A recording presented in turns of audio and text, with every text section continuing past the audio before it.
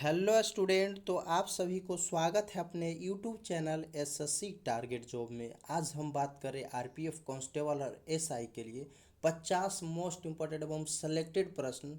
जिस तरह से एग्जामिनर आपके एग्जाम में क्वेश्चन सेलेक्ट करते हैं, प्रीवियस क्वेश्चन, इंपॉर्टेंट क्वेश्चन एवं करेंट क्वेश्चन एकदम सेम पैटर्न पे लाया गया, हर एक टॉपिक से रखा गया प्रश्न है। आप लोग इसे बारीकी से लगाना, जो याद ना हो उसे याद जरूर कर लेना, क्योंकि सेम क्वेश्चन आपको रखा गया आपके एग्ज़ाम की दृष्टि से। तो आप लोग इसे बारीकी से ज़रूर लगा लेना। अगर चैनल पे आप पहली बार हो तो चैनल को सब्सक्राइब कर लेना, बेल आइकन दबा लेना, क्योंकि ऐसे मोस्ट इंपॉर्टेंट एवं सेलेक्टेड वीडियो आपको जल्दी मिल सके और आप अपने एग्ज़ाम में बहुत अच्छे तरीके से रिजल्ट कर सकते हो। तो आप लोग इसे ज़रूर बारीकी से लगाना। तो चलते हैं बिना टाइम गवाते हुए सीधे क्वेश्चन की ओर। और पहला हमारा क्वेश्चन दिया गया है करेंट का क्वेश्चन। देखो, आईसीसी आईसीसी महिला टी20 विश्व कप 2024 कहाँ आयोजित किया जा रहा है। जो महिला आईसीसी टी20 कप हो रहा है वो कहाँ आयोजित किया जा रहा है, भारत, चीन या फिर संयुक्त राज्य अमीरात में। तो आपका राइट आंसर जो हो जाएगा वो हो जाएगा संयुक्त अरब अमीरात में। कहाँ हो रहा है, तो संयुक्त अरब अमीरात। राइट आंसर आपका क्या हो जाएगा, ऑप्शन नंबर सी। अगला प्रश्न दिया गया है कि पहेली पूर्ण पहेली पूर्ण वातानुकूलित रेलगाड़ी भारत में कब चली थी। पहली पूर्ण वातानुकूलित रेलगाड़ी जो है वो भारत में कब चली थी। तो ये 1956 में कब चला था, ये 1956 में चला था। तो राइट आंसर क्या हो जाएगा आपका, ऑप्शन नंबर बी हो जाएगा 1956। अगला प्रश्न दिया गया है बल। क्या पूछा है कि बल की परिभाषा बताओ, कि बल की परिभाषा आती है न्यूटन के किस नियम से। बल की परिभाषा जो आती है वो न्यूटन के किस नियम से आती है। तो न्यूटन के पहले नियम से, दूसरे या तीसरे से। तो आपका राइट आंसर हो जाएगा जो बल के परिभाषा आता है और न्यूटन के गति के पहले नियम से आता है। किससे आता है, पहले नियम से आता है। आपका राइट आंसर हो जाएगा ऑप्शन नंबर ए हो जाएगा। बहुत ही इंपॉर्टेंट और लाजवाब क्वेश्चन है। चलो बताओ यहाँ से, बल का एसआई मात्रक क्या होता है। क्या होता है बल का एसआई मात्रक। अगर एसआई मात्रक पूछ दिया तो बल का एसआई मात्रक जो होता है वो क्या होता है, तो न्यूटन होता है। क्या होता है, न्यूटन होता है बल का एसआई मात्रक। ये भी आपको पूछ सकता है, तो याद रखना। अगला प्रश्न दिया गया है हवाई जहाज में फाउंटेन पेन। हवाई जहाज में फाउंटेन पेन से, सॉरी स्याही, यहाँ पे या कर लेना, मिस्टेक हो गया, स्याही बाहर निकल आती है क्योंकि। हवाई जहाज में जब बैठते हैं तो पेन पेन जो है फाउंटेन पेन, वो स्याही बाहर क्यों निकल जाता है, वायुमंडलीय दाब के बढ़ोतरी के कारण, या फिर वायुमंडलीय दाब के कमी के कारण, या फिर इन दोनों के कमी के कारण। तो बताओ किसके कारण है जो हवाई जहाज में फाउंटेन पेन का स्याही बाहर निकल जाता है। तो ऊपर जाने पे जानता है क्या होता है, वायुमंडलीय दाब कमता है। क्या होता है, वायुमंडलीय दाब की कमी होती है, इसलिए वो स्याही जो है बाहर निकल जाता है। तो याद रखना, वायुमंडलीय दाब में कमी आने के कारण फाउंटेन पेन से स्याही बाहर निकल जाता है। तो आपका right answer option number B हो जाएगा। अगला प्रश्न दिया गया है कि पुनर्गठित मौद्रिक नीति समिति के अध्यक्ष कौन है। बताओ जल्दी, आपका राइट आंसर क्या हो जाएगा। पुनर्गठित मौद्रिक नीति समिति के अध्यक्ष जो है वो कौन है, तो आरबीआई के गवर्नर। क्या हो जाएगा, आरबीआई के गवर्नर हो जाएगा। आपका option number C right answer हो जाएगा। पुनर्गठित मौद्रिक नीति समिति के अध्यक्ष पूछा है, याद रखना, इंपॉर्टेंट एकदम है। अगला प्रश्न दिया गया है, अगला प्रश्न क्या पूछा है कि शताब्दी एक्सप्रेस ट्रेन की शुरुआत जो है वो कब हुई थी। क्या पूछा है कि शताब्दी एक्सप्रेस ट्रेन की शुरुआत कब हुई थी। तो ये हुआ था 1988 में। कब हुआ था, 1988। आपका right answer option number A हो जाएगा। शताब्दी एक्सप्रेस ट्रेन की शुरुआत। रेलवे से जितने भी संबंधित प्रश्न हो कृपया करके पूरा कंठस्थ कर लेना, क्योंकि आपका बहुत ज़रूरी होता है, पूछने की पूरी संभावना होती है। पदार्थ के पदार्थ के परमाणविक सिद्धांत सर्वप्रथम किसने प्रस्तावित किया था। पदार्थ के परमाणिक सिद्धांत जो है वो सर्वप्रथम किसने प्रस्तावित किया था, न्यूटन, जॉन डाल्टन या फिर फ्रांक।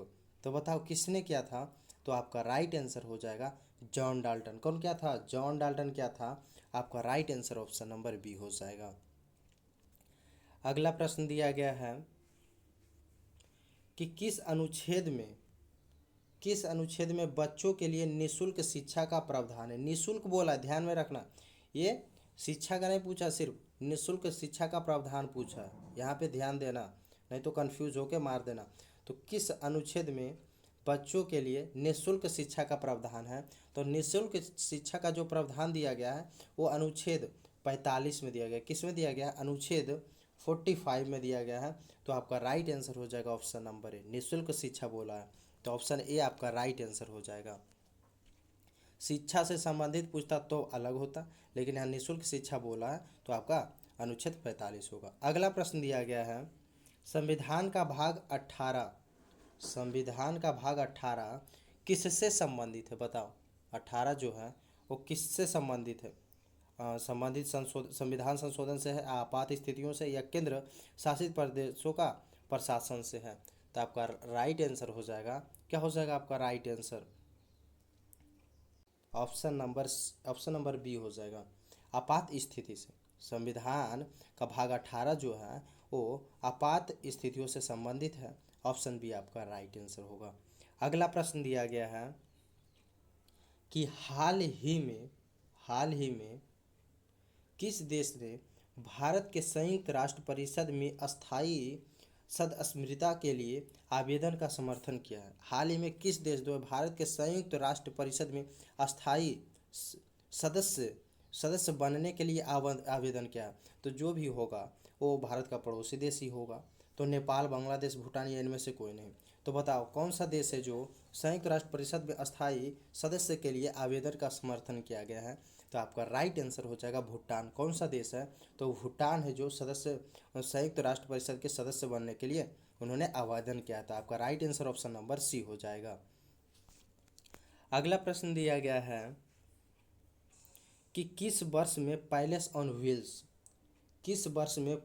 ऑन व्हील्स ट्रेन का उद्घाटन हुआ था? बताओ जल्दी, इंपॉर्टेंट क्वेश्चन है, पूछा गया प्रीवियस का क्वेश्चन है कि किस वर्ष में पैलेस ऑन व्हील्स ट्रेन का उद्घाटन हुआ था? तो आपका राइट आंसर हो जाएगा 1982। ऑप्शन नंबर बी आपका राइट आंसर होगा। अगला प्रश्न दिया गया है कि भारतीय जीवन बीमा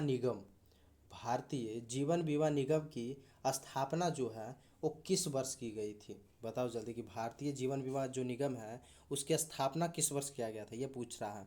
तो आपका राइट आंसर हो जाएगा ये 1956 में किया गया था। भारतीय जीवन बीमा की जो स्थापना है वो 1956 में हुआ था। आपका right answer option number C हो जाएगा। अगला प्रश्न दिया गया है, साइंस का क्वेश्चन देखो है, चुंबकीय फ्लक्स की यूनिट पूछा है। क्या पूछा है? चुंबकीय फ्लक्स का यूनिट। तो चुंबकीय फ्लक्स का यूनिट जो होता है वो वेबर होता है। क्या होता है? वेबर होता है। तो आपका राइट आंसर क्या हो जाएगा? Option number C, weber. चुंबकीय फ्लक्स का यूनिट का एसआई मात्रक वेबर। अगला प्रश्न दिया गया है, बुद्ध के जीवन से संबंधित नाटक बुद्ध के जीवन से संबंधित नाटक यशोधरा के लेखक जो है वो कौन है? बताओ जल्दी कि बुद्ध के जीवन से संबंधित नाटक यशोधरा के लेखक कौन है? तो आपका राइट आंसर हो जाएगा मैथिली शरण गुप्त। क्या हो जाएगा? मैथिली शरण गुप्त हो जाएंगे बौद्ध के जीवन से संबंधित नाटक के लेखक। और आचार्य चाणक्य जो है अर्थशास्त्र, किसके लेखक है? तो ये हो जाएगा अर्थशास्त्र। ध्यान में रखना, ये भी इम्पोर्टेंट है अर्थशास्त्र।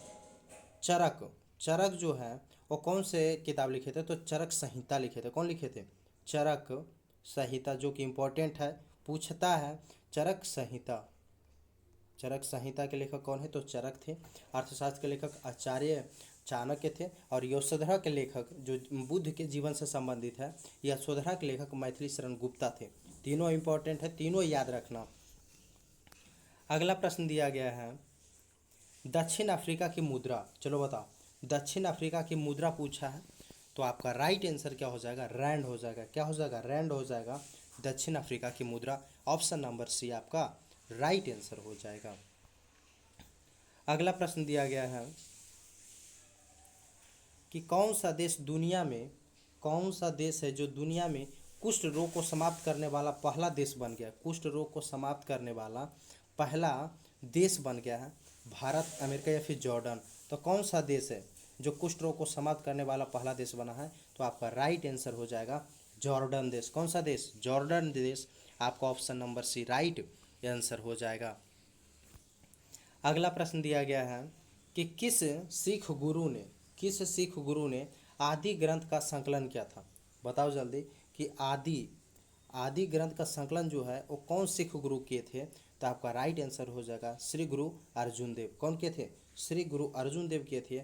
आपका राइट आंसर हो जाएगा ऑप्शन नंबर सी। यहाँ से एक क्वेश्चन और पूछता है कि अमृतसर का स्वर्ण मंदिर का जो है निर्माण किसने करवाए थे? तो यही करवाए थे। कौन करवाए थे? गुरु अर्जुन देव। स्वर्ण मंदिर का किसका बोला है? तो स्वर्ण मंदिर का निर्माण जो कौन करवाए थे? तो गुरु अर्जुन देव। और अमृतसर नगर की स्थापना जो है, बताओ अमृतसर नगर की स्थापना किसने किए थे? ये भी पूछता है। तो ये कौन किए थे? ये रामदास किए थे। कौन किए थे? रामदास। किसका? अमृतसर नगर का। किसका? नगर। ध्यान में रखना, अमृतसर नगर का पूछे तो रामदास और स्वर्ण मंदिर पूछे तो अर्जुन देव। ध्यान में रखना। चलते हैं अगले प्रश्न की ओर। अगर आप लोग अभी तक वीडियो को लाइक नहीं किए तो वीडियो को कर देना लाइक। चैनल पे पहली बार हो तो चैनल को कर लेना सब्सक्राइब, क्योंकि ऐसे मोस्ट इंपॉर्टेंट एवं सेलेक्टेड वीडियो आपको जल्दी मिल सकेगा और आप अपने एग्ज़ाम में बहुत अच्छे तरीके से रिजल्ट कर सकते हो, इसकी 100% गारंटी है।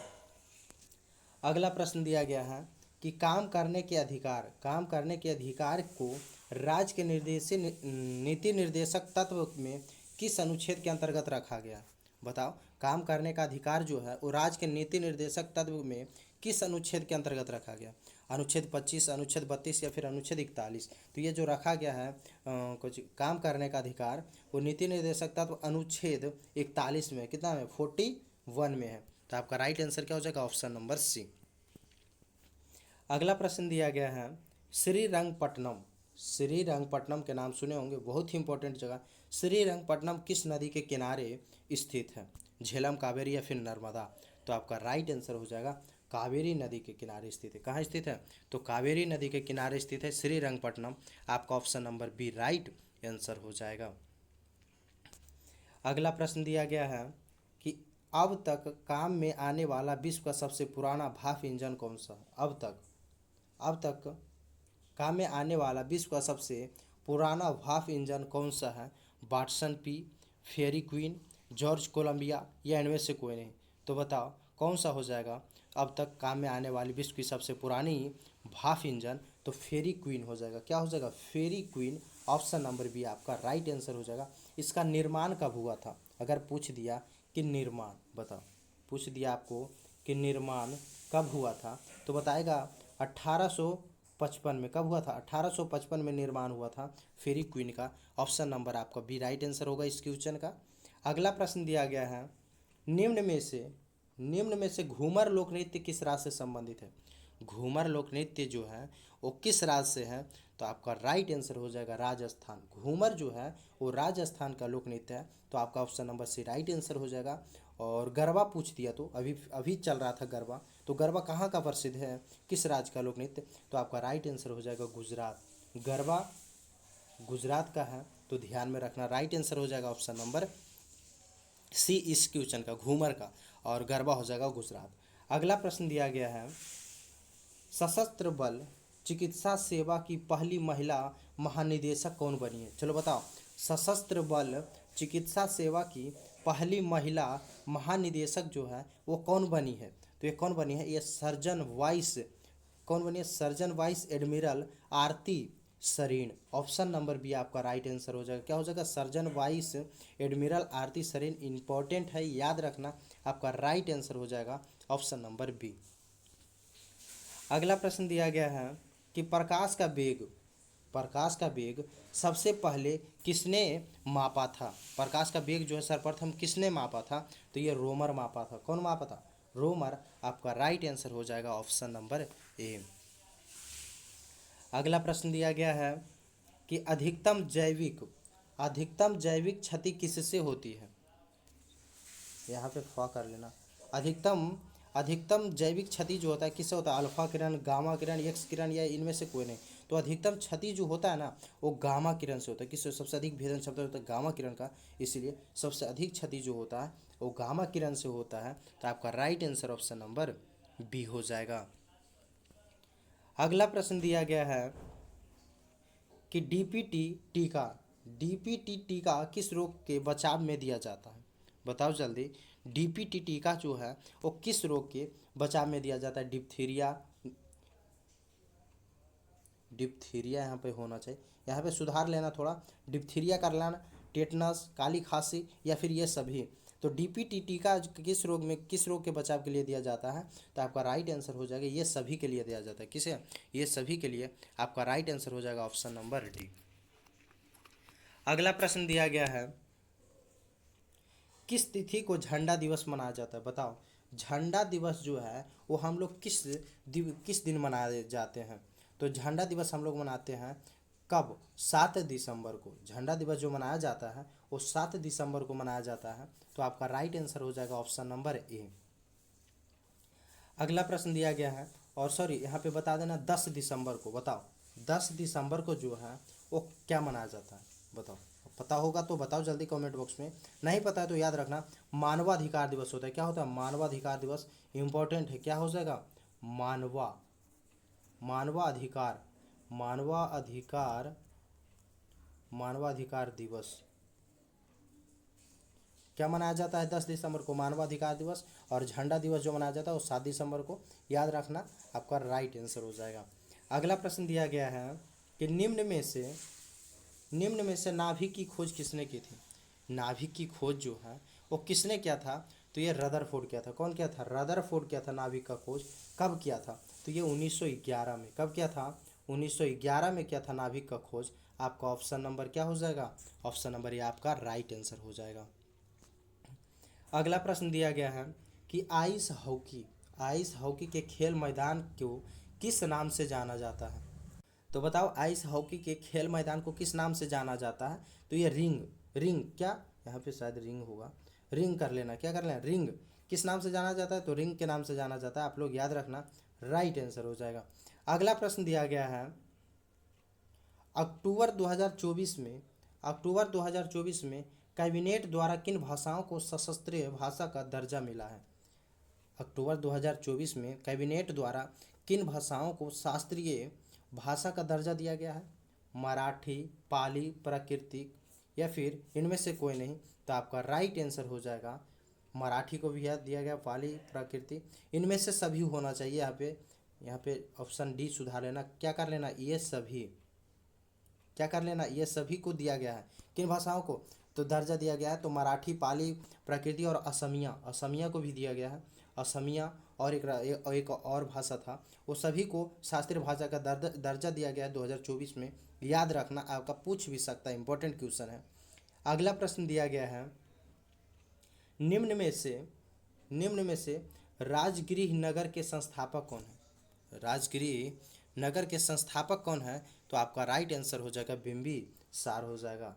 राजगृह नगर का संस्थापक बिंबिसार हो जाएगा। पाटलिपुत्र का उदयन था, आप लोग ध्यान में रखना। और राजगृह नगर के संस्थापक कौन है? तो बिंबिसार।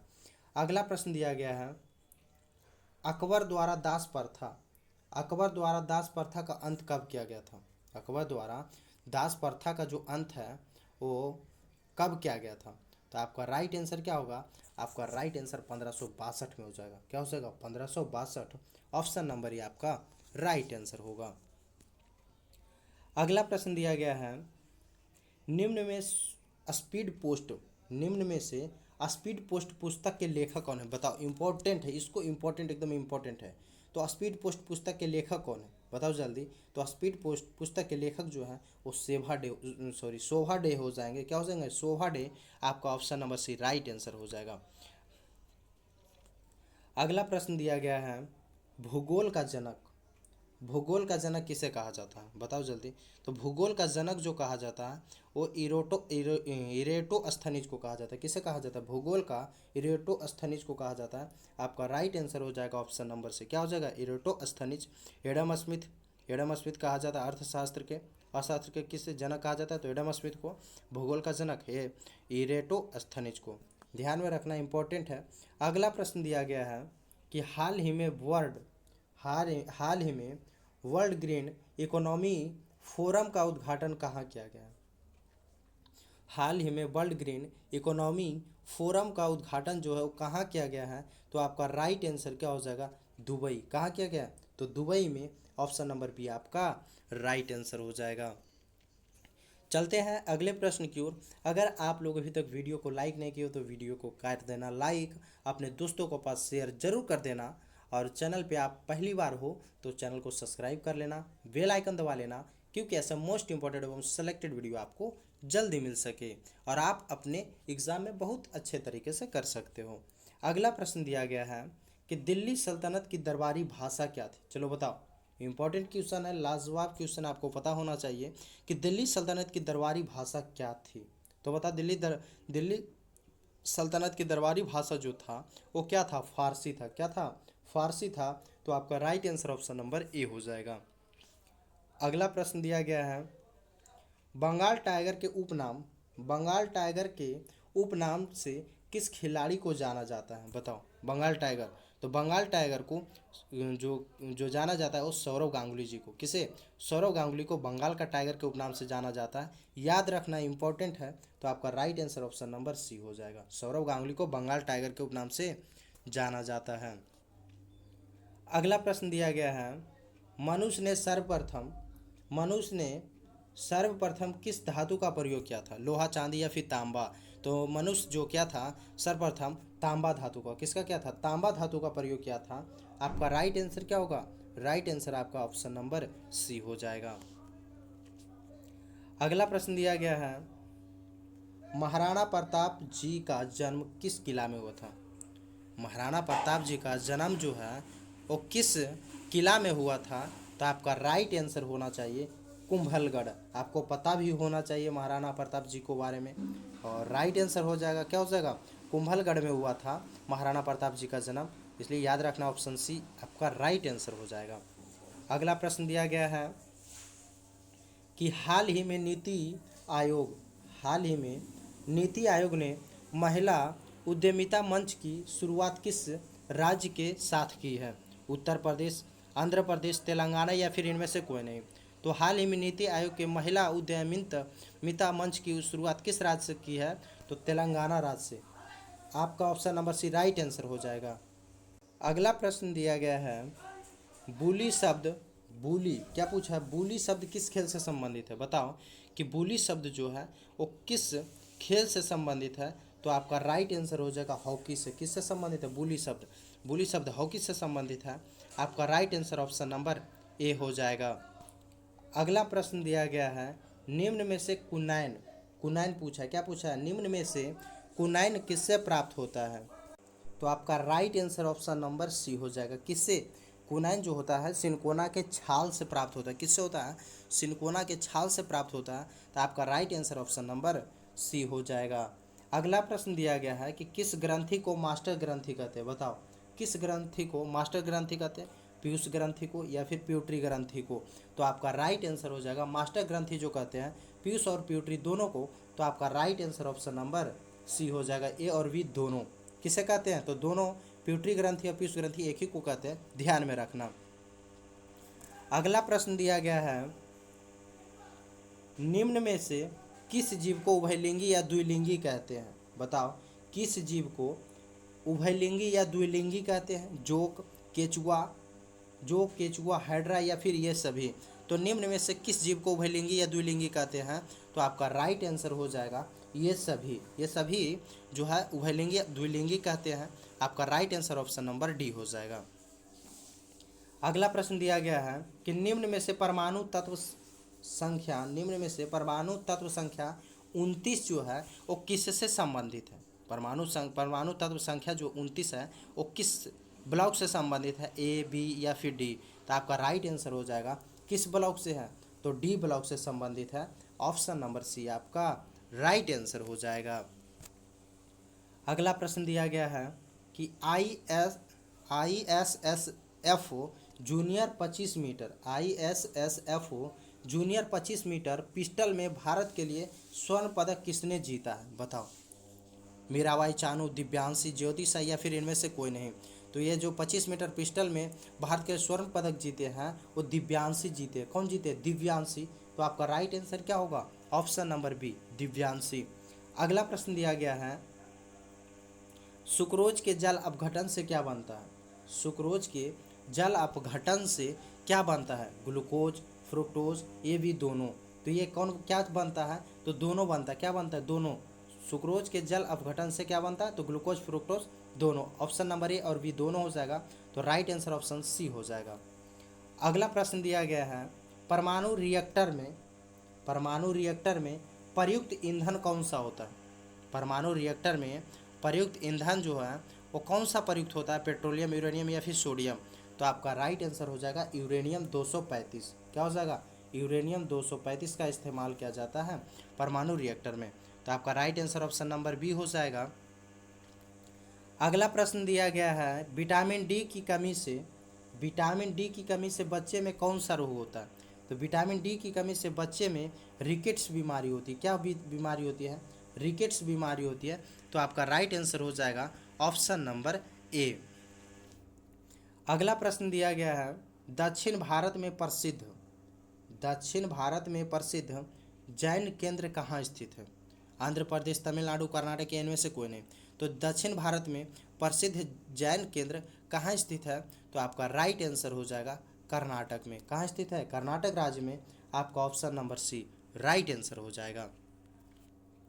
अगला प्रश्न दिया गया है कि उस राज्य का नाम क्या है? उस राज्य का नाम क्या है जिसने पहली बार युद्ध में हाथियों का प्रयोग किया था? बताओ, पहली बार युद्ध में हाथियों का प्रयोग कौन सा क्या था? कौन सा राज्य? मगध, पाटलिपुत्रा, तक्षशिला या फिर इनमें से कोई नहीं। तो हाथियों का प्रयोग जो है कौन किया था? कौन सा राज्य? तो मगध किया था। कौन किया था? मगध किया था। तो आपका राइट आंसर क्या हो जाएगा? ऑप्शन नंबर ए हो जाएगा। तो आज यहीं तक मोस्ट इंपॉर्टेंट एवं सेलेक्टेड प्रश्न रखते हैं। अगर आप लोग अभी तक चैनल को सब्सक्राइब नहीं किए हो तो जल्दी से चैनल को सब्सक्राइब कर लेना, बेल आइकन दबा लेना, वीडियो को लाइक कर देना और अपने दोस्तों को पास, और आप जितने भी व्हाट्सएप ग्रुप, टेलीग्राम ग्रुप में हैं आप लोग एक बार अपने दोस्तों के पास शेयर जरूर कर देना। मिलेंगे नेक्स्ट वीडियो में नेक्स्ट इंपॉर्टेंट क्वेश्चन के साथ। तो जब तक के लिए जय हिंद,